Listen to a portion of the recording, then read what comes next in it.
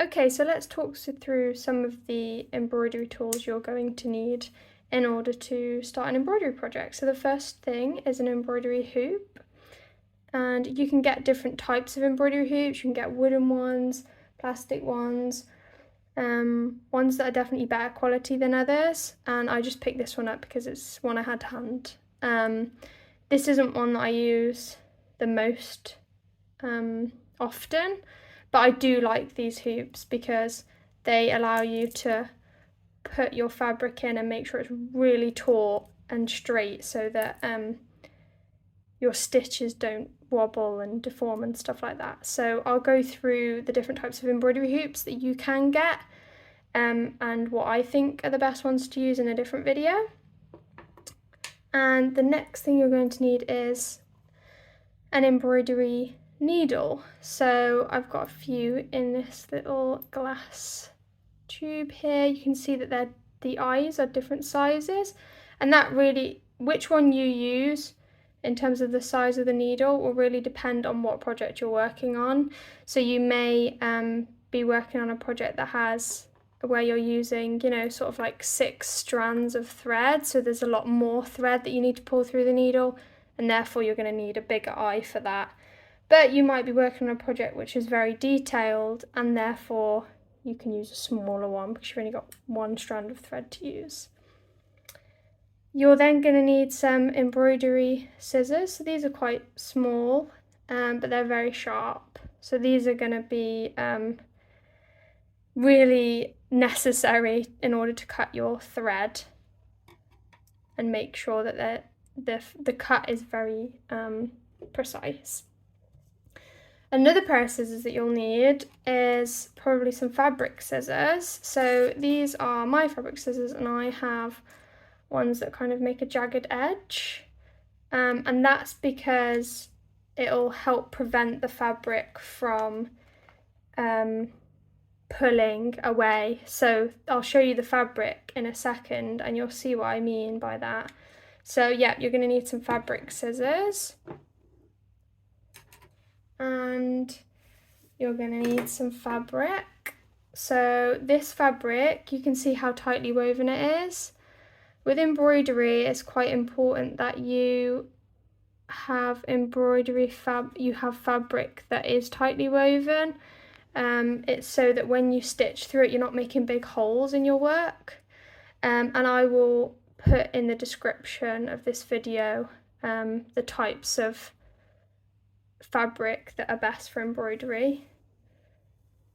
And as well as the fabric, you might want to consider, this is something that I always do, is putting a stabilizer fabric underneath your main fabric. So you would literally have it underneath it whilst you stitch. And so you're going to put both of those through the embroidery hoop. And the reason being is it's a stabilizer. It helps to keep the fabric taut, and it helps to make sure your pattern is it stays nice and accurate and neat and as you stitched it. If you don't have stabilizer fabric, that's fine. I would just suggest doubling up on the fabric then, so just cutting 2 pieces of the fabric the same and then layering up so it's double to put them through your hoop. And then you can keep them, obviously you have to keep them together because you're going to be stitching through both. But I think that's a really important aspect to think about. And then you're going to need some embroidery thread or floss.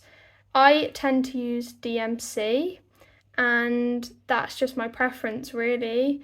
DMC embroidery floss is colour fast, so if you were embroidering some clothes or something like that, then the colour wouldn't run out of this, and I have tried and tested that because I embroider Converse. So I would say this for me is the best embroidery floss to use. You can use other floss like Anchor, for example, that's a different brand. However, this is just the best that I have used.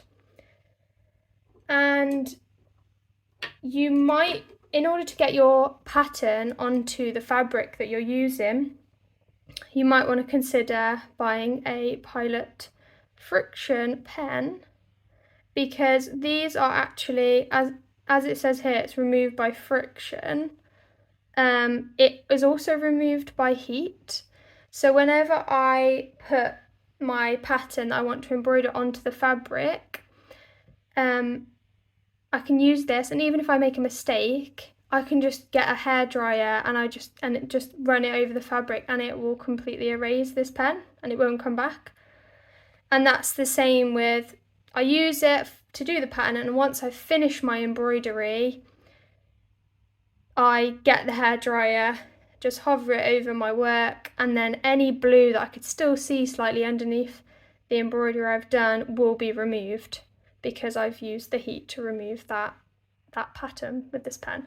So these are great, and this one's a slightly thicker ballpoint, I guess you would call it, but you can get thinner ones as well, so I tend to use these thinner ones when I'm doing something a little bit more intricate, when I just want like a smaller line, for example, and you can get them in different colours.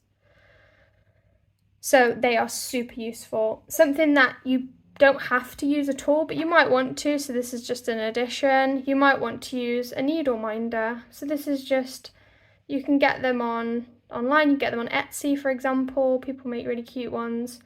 And it's literally just a little magnet.